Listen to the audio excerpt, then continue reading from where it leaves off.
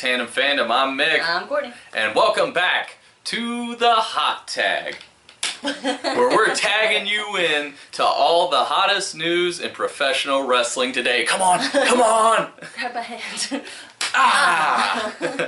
So, pretty big week this week. Yeah, pretty big. A lot of interesting and a broad range of things happening in the world of wrestling this week. You know, let's start with the WWE. We saw their answer to what is... well, what we can assume is their answer to the final deletion. Yeah, which, let's call it like it is. The final deletion is probably the hottest thing in professional wrestling right now. It's got the most buzz, the most people are talking about it, so of course they had to answer with the trip to the Wyatt Compound for the New Day! And, what did you think? It was horrifying. Excuse me, like, I really get into things, so as I'm watching this, I'm just open mouth, like, they got like the pickaxes, they have all the cars around, it was really knockdown, drag out with the mud puddles and stuff. It was really good. It was actually pretty intense. There are a lot of really cool things that they did that I particularly enjoyed that I felt were very different from the final deletion. Again, much like final deletion, this wasn't really about wrestling. This was about the story that they were trying to tell. I like the pickaxe and the mud puddle and, you know, Xavier being thrown over Bray's shoulder and being carried and the smashing of the car and Strowman looking like a giant with the no shirt. I'm looking at him, I'm like, he should never wear a shirt because he looks huge. Yeah. I will say the ending, whereas I enjoyed the fact that 1,000 people with lanterns showed up and all that kind of thing, that was really cool. At the same time, I don't really feel like anyone decisively won. Well, I think that's the point. Yeah. It's open. We're going to get more later, I assume. Yeah. And now we know that there's a whole herd of sheep. Yeah, and that's fine. My whole thing is just, it's the Wyatt family's compound. I think it would have been better to make it a little more we won kind of thing, as opposed to it felt very even. So that's really my only criticism, but I enjoyed it. I liked it. Even until the end. Yeah, I liked it. I thought it was pretty good. And I guess thinking about it, that's a way that you can kind of preserve the fact that, well, the New Day are your tag team champions for a reason. So they are strong, but the Wyatts would have home turf. I don't know. I could go back and forth on that. I thought it was great because I enjoyed it. It's so rare that we actually get, like, off-camera storylines, out-of-the-ring storylines anymore, other than, you know, I'm going to take your belt, I'm going to kick your butt, ha ha ha. Yeah. It was cool and it was different. I think what they did fit in terms of pretty much everything we've seen from a story aspect for the Wyatt family. So it was cool. Yes, influenced, of course, by the final deletion, but I think WWE did a good enough job making it inspired by, but definitely different than. Well, again, we're not absolutely sure that it was inspired by. I mean, for all we know, it definitely for all we know, Impact heard that they were going to be doing that and did it themselves, and that's why it came out a week before. Like, there's no definitive who did it first, but it's obviously being released at the same time. More than likely. From what I've heard and from what I've read out there on the dirt sheets, everyone in WWE watched it, and creative was told, get to work. That's true. I don't know when they actually taped the final deletion. So, yeah, I mean, it was a while ago. Impact did it first, WWE did it better. I don't want to say. It was different. More realistically, a little less hokey. Yeah. I enjoyed both. I think they're very different, though. I just think it's a nice breath of fresh air of a story for New Day and the Wyatts. It's so different than the sort of situations you've seen New Day in, and it's just, I like when they do cool stuff with the Wyatt family. Yeah, I do. It's great I think it's cool. Because New Day, they play with their opponents. You can't play with the Wyatts, and it's been great. So speaking of creative camera work, Seth Rollins had the opportunity this week to sit down with Roman Reigns for the first interview that we've seen since Reigns was suspended for violation of the wellness policy, and he really asked the hard-hitting questions. It got to the bottom. Yeah, it was such a stern, hard-hitting interview. I can't believe how disgusting Roman Reigns is as a person. You are a monster, aren't you? that was great. That was such a great heel thing to do for Seth. He again, I talked about it when we did our draft. I've talked about it in the past. Seth is the kind of guy that you can just kind of put him in any situation. He excels in it. Yeah, and this is something, they didn't expect this to happen. This is something that's been thrown in their lap, but Seth Rollins is in it. He's running with it. It's great. It is generating heat with Roman, and he's not even there. It was a really fun interview. It's really great. If you didn't get a chance to see it, check it out. Yeah, it's really, really funny. So, as we're getting closer and closer to the draft, it is next week, there has been some kind of chatter, like Sam Roberts was kind of talking about that he thought it was very odd that we're seeing two guys that have been around for years going after the Intercontinental and the United States title, respectively, because Zack Ryder became #1 contender for the United States Championship. And I started thinking about, him saying that and how he was like, it's kind of odd. Why wouldn't you want to maybe take, like, Neville and put him in that position, or put, like a Sami Zayn or something like that? And I started thinking about it, and I thought, well, if you look at Zack Ryder, what has he really done, with the exception of winning at WrestleMania, in the past 3-4 years? Of note. Like, what has he done? So we're seeing him, he's got an updated look, he's got new music, he's doing things differently from a wrestling standpoint, and we're getting to see him matched up against Rusev, which is a matchup we haven't seen. It's not like Zack's wrestling Dolph Ziggler or The Miz. We've seen that, but we've not really seen this. So I like it. I think it's smart, and I think it's utilizing talent you've had. And he's really coming through with his passion and his desire and his scrappiness. I love it. So do you want to gloat a little bit and talk about our #1 contender? Speaking of underdogs, the #1 contender for the Intercontinental Championship is none other than Darren Young! We're gonna make Darren Young great again! My draft pick, everybody hated me for that draft pick, but look who's coming up! Woo! I mean... Spooky fingers. So... And the crowd went wild. They did. I was really shocked.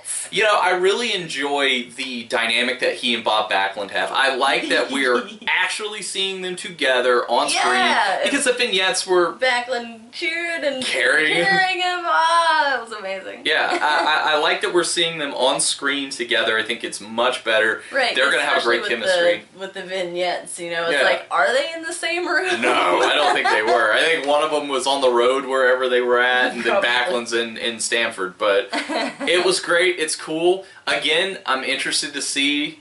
He seems to be kind of primed for a little bit of a push. Well, especially since his first solo win. On Raw ever. Ever. Since 2010, this is Darren Young's first solo win on Raw. Yeah. Holy shit. Again, like I said, there's the question of, like, why are you pushing guys you've had? Because we've never seen Darren Young do anything, really. I mean, he was tag champ for 5 seconds. He was in the Nexus for 5 seconds. This is an opportunity. I really think they're shaking things up and kind of refreshing some of their older talent because of the brand split, and with the draft coming up, I mean, there's going to be some NXT guys coming up, and who better to put them against than these underdog veterans. Yeah, and not to mention, we talked about this in our top 10 for things we'd like to see return. What really endeared you to Darren Young? These vignettes. They told a story without him ever stepping through the ropes. It took him off TV long enough, but it kept him relevant and made you interested for more. And here we are, #1 contender for the IC title. It's pretty cool. So the ladies have some interesting goings on. Sasha! I like it. I like that they're holding off on the Sasha Charlotte one-on-one. Yeah. there will be a tag match at Battleground. It will be Charlotte and Dana and Sasha and a mystery partner. Is it going to be Hollywood Hogan? I hope so. Can you imagine? It's the second man! Or I guess he'd be the first man since they're all women. He comes down and hits the... Charlotte's like, well, I'm thinking I go for the figure 8. I'm just not feeling that, brother. Like, that's what I want. I want Hogan to drop him not feeling that, brother, on her. No, of course, signs point to Bayley. Who else? With the draft coming up and everything. Yeah, with the draft coming, Becky's locked up with Natty. Yeah. Who the hell else? Nia Jax? Possibly, but Bayley's going to get the biggest pop. She's got the history with Charlotte. Yeah, and Sasha. Yeah, I think it's... It's time. Yeah. So, the biggest news, we finally figured out who's running Raw. Yeah, who's getting what. Who's running SmackDown. You kind of saw it coming, really. Shane McMahon has control of SmackDown. Stephanie McMahon has control of Raw. And they announced that they will be choosing general managers of their shows that will run day-to-day operations for their shows while they handle everything else. So, it's... I haven't really seen a lot of speculation about it now, but it really is, like, carte blanche. Yeah, but sound off in the comments. Let us know who you guys would like to see. So moving on. Yeah, moving outside of WWE. Later in the week, TNA... Had Impact did some stuff. I know why you're upset. Well, but before you talk about why you're upset, okay. Let's talk about the good things. Well, it's a good show. They started off with the continuation of the final deletion. Yeah. Matt Hardy showing his friends and family this wonderful piece, his magnum delightful. Having dinner with his family. I should have had my hair for this. Yeah, it was entertaining. It was really great. I appreciated that it didn't just end. Mm-hmm. And, he brings Jeff out and he's like, I own you, I own the Hardy name, you can't... Delete! You can't walk out that door because I know you'll just put on a different name and go work for someone in New York, Mick Mahan. Go to new wrestling in Japan. Or somewhere honorable. Honorable wrestling. That I really enjoyed, and Rebby Hardy fucking obsolete. Obsolete! Yeah. Like, it was great. It was super, super entertaining. Jeff looked so sad. And incredibly wet. Like, why did he soak his hair? He was wearing a hood. Why did he wet his hair? Yeah, so that was weird. But, he looked so sad. Maybe he finally got out of the lake or something. Part of me really kind of thought for a second, I was like, oh man, is this like... Is he going to retire? Is this how they're going to write Jeff out? But then, of course, Matt saying, you're not going anywhere. Right. You work for me. I will... obsolete mule. Yeah, you're going to do whatever I want you to do because I own you, so I will make you worthless. So it was interesting. It was different. It's kind of what we were saying we wanted to see in terms of more out of this story. But... the thing that we did have a problem with, and granted it has not happened yet, so we don't know how it's presented, but Jeff Hardy is advertised for the Bound for Glory playoff series. Yep, and the announcers talked about it and everything on the exact same episodes. And there was no mention or no acknowledgement of what does this mean because of what Matt said. I thought Jeff Hardy was done. We're going to wrestle again. Yeah, so... and that kind of killed it for you a absolutely. little bit. Yeah. Like 5 minutes later, it's just, you're never going to wrestle again, I own you. And then it's like, Jeff Hardy's going to be in this match next week. And it's like, did what are we doing here? Did the commentators not watch what just happened? Like, nobody was even like, oh, well, he's slated for this match, but we don't know what's going to happen now. I think that's what they should have done. I think that would have been the smarter... route to go to acknowledge that instead of just completely glossing over it. And I get it. Well, Jeff's a big star. But I get Broken Matt Hardy is a part of it as well. Yep. So they are both in this thing that they literally just said was not going to have... Yeah. Again, like I said, we don't know. We're just working off of assumption. We'll see how it plays out, but they sure didn't do any setup for what Matt was saying to be true at all. Yeah, so I think that was a misstep. I think at least acknowledge it or ask questions. You don't got to spend much time on it. You're like, well, Jeff is supposed to, or was supposed to be, or was planned to be in the Bound for Glory. Is this still going to happen? Right, but, just something. Yeah, I mean, and of course TNA is now moving to a new time slot. It will be Thursdays at 8 o'clock. Smart getting the hell out of that Tuesday spot, because that was a rough idea. Especially next week, because nobody's going to be watching anything but the draft. That's true. DJZ won the Ultimate X. He is the #1 contender for the X literally division. the big X he won. That thing looks so goofy. Big green X. Woohoo! Yeah, it was a great match. It was a lot of fun. I liked how the X division all kind of, put the boots to Mike Bennett a little bit. The greatest X division champion ever of all time. So that was really cool. We did see Mike Bennett inserting his presence throughout the show as he was going to burn it to the ground. Down. Story continuation that we've really been enjoying with Decay and Brahm, the one-on-one match, Abyss and Brahm. And Rosemary kind of distracted and Abyss lost. Yeah, and that was... But Bram wasn't, in cahoots with her. Like, he wasn't quite feeling it, but she was still all like, pretty man. He's a good looking man. Again, like, to me... to see how that goes. To me, their story is probably the one I'm most interested in, because I'm like, where are they going with this? Right. Because they're such a different looking and acting type of team. It's really, really cool. We did see the Fatal 4-Way for the women's title, which Sienna retained. Pretty decent match. I'm not a big fan of Sienna, more her look, because it's kind of like she's being billed as like Nia Jax, but she doesn't look like stature, Nia. She's not as big and powerful looking, and I don't know, but it was a good match. I just like to see Gail Kim, so anytime I get to see her. Yeah, and Marty Bell and Jade are pretty entertaining and good. I'm just not a big Sienna fan, But the biggest news. The biggest news of all. There was a debut of a man, not just a man, but Moose. Moose. Moose. I lost it because he was like, "Hey, somebody's coming, watch," and I was like. Yeah, that's what the Miracle Mike Bennett brings in, former Ring of Honor star and NFL star, as they kept calling him, Moose, which, okay, you don't want to acknowledge your competition, but,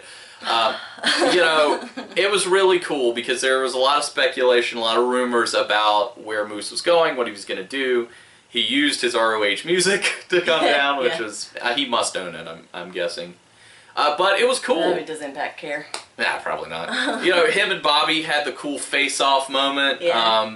You have physically somebody that can at least match up a little bit more to Bobby Lashley. I really like the visual dynamic between them because Bobby is so, clean, obviously collegiate wrestler. Yeah. And Moose is mean mug, tatted up, just gonna tear the house down. I'm really excited. You're a very big Moose fan. I like Moose a lot myself. I've seen him a couple times in PWX. It's been fantastic. Yeah, he's impressive. He's a hell of an athlete. And again, I think it'll be interesting. Drop kick city. Yeah, absolutely. I think it's going to be cool though because, like I said, you have at least, in theory, an athlete on paper that can compete on an equal level with Bobby Lashley.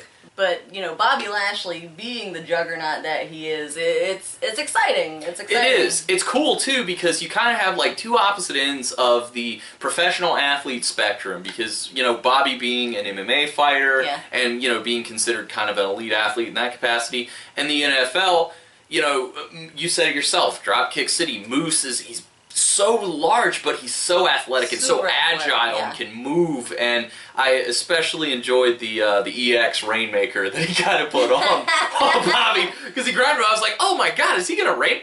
He's okay. Discus Lariat off the Rainmaker grab. That was cool though. So that was cool. He will clothesline your head off. Yeah. So it was super cool. I'm excited for Moose. The rumor says year contract. for TNA, so they do have control of his independent bookings, supposedly. So it'd be interesting to see, how many shows we see him booked out to. Right. Like I said, we've seen him a couple times ourselves. Moose, really excited. So at NXT, emotional, I think, would be the word to describe this episode. I don't even remember what other matches there were. Yeah, well, they gave ample time to Finn and Nakamura. I think there may have been like 2 other matches. Yeah, it was. They got a lot of time. It was like 25 minutes, almost maybe half an hour. They got a lot of time, but of course you're going to see a great match with these two guys. I mean, they're hands down 2 of the best workers in the business today. Yeah. But like I said, it was emotional because when you looked at Finn and you looked at his face, it really seemed like he was genuinely like, this is the end. And of course, the draft is right around the corner. From what I understand, he's not on any of the new NXTs. They didn't have him in any of the tapings, so it's clear where he was going, and it seemed like it was a really emotional moment for him. Yeah, he's standing in the ring waiting for Shinsuke to come down. I've never seen him look that way. He was scrunching his nose, like, trying not to, obviously tearing up a little bit, and I've never seen that look on his face. Well, and I guess if you look at it or you think about it, it's probably means a lot to him because, yes, Prince Devitt was a huge star in Japan, but Prince Devitt, he's not Prince Devitt. He's Finn Balor, so he's a new character. He's having to introduce himself to in theory, a brand new audience. Yeah. And he became the man. He kind of became the face of NXT, the longest reigning champion. So many great classic matches that he's had, and it's those people, the embrace that they gave him. Yeah. It's really incredible. So I imagine, that's what it was. He probably thought, like, it's because of him, because he's amazing, but it's the fans embracing him and loving him that helped elevate him to be the man, this guy. So the match was it was unbelievable, so great, an instant classic for NXT. Yeah, they left it all in the ring. I think Finn leaving, he definitely passed the torch to Nakamura, and I think Nakamura's the kind of guy who can take it and he can just knock a grand slam out of the park, although I don't know how long he'll be there. Right. I really don't, because he's hotness. You got to strike with that guy. You got to put that guy in the main roster. You got to start giving him a big push. But maybe they just want to keep him here a little longer, season him up a little bit, and kick him up. But he puts on such good matches with other guys, like his matches with Ty, and he works so well with these younger talents. So keep him there as a mentor. Yeah, I think though they're gonna strike and bring him up. I'm interested to see if he gets drafted, and I'm very interested to see how call-ups to the main roster will work after this. Are we gonna kind of see? Are we gonna wait for an annual draft? Are we gonna see like a free agent type thing start coming into play, or So I'm interested to see how debuts are gonna start working in regards to that. Lucha Underground is in the midst of, some big stuff right now. Yeah, they have a lot of storylines running right now. And for Ultimate Lucha Dos. The biggest pieces of it would be Sexy Star winning the Gift of the Gods. So she is essentially the #1 contender for the Lucha Underground title, which is really cool. Yeah. I like that about Lucha. I like the way they treat their women. They're on equal footing. I like that. I like the co-ed matches. Like, I didn't know how I felt about them, but the way Lucha does it, it's awesome. These girls kick so much ass. Yeah, Sexy Star is a legit star. She's fantastic. King Cuerno, unfortunately, is no longer with us. He has ascended to that big ring in the sky as he lost his death match with Mil Muertes. Not really a surprise. Make that Mil y Uno Muertes. Apparently, his contract was kind of over, and so this is the... But I do like how Lucha's creative enough to handle character departures in that way of like, we kill you. You know, you're not here anymore. Sacrifice you to our resident monster. Yeah, you're dead. So that's really cool. Of course. You got the lick of death. Which is like, alright. Yeah. So, you know, the last biggest piece of news, the Cruiserweight Classic started this week, and because it's so big, we've actually dedicated an entire episode to go into detail about the Cruiserweight Classic, but for sake of news, we'll give you a quick rundown of the 4 matches, who won them. The first winner was Grand Metalik. Ho Ho Loon also won his match.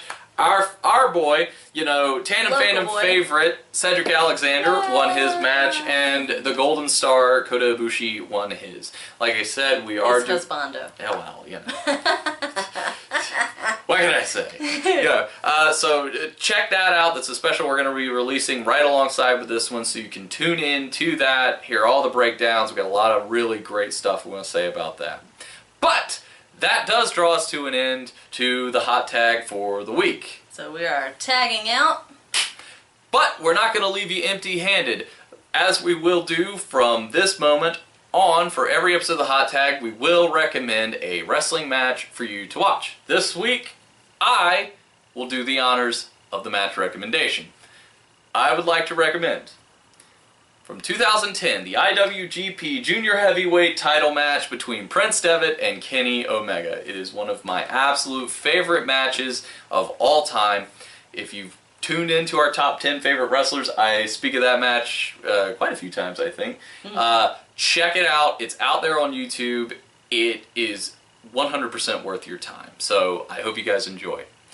Please remember, like, comment, subscribe, and share the video. Your feedback is much appreciated and much loved. Much loved. Follow us on Facebook, Instagram, and Twitter for even more love. That's right. And as we always say here on Tandem Fandom, if you're going to be a fan, tag a friend.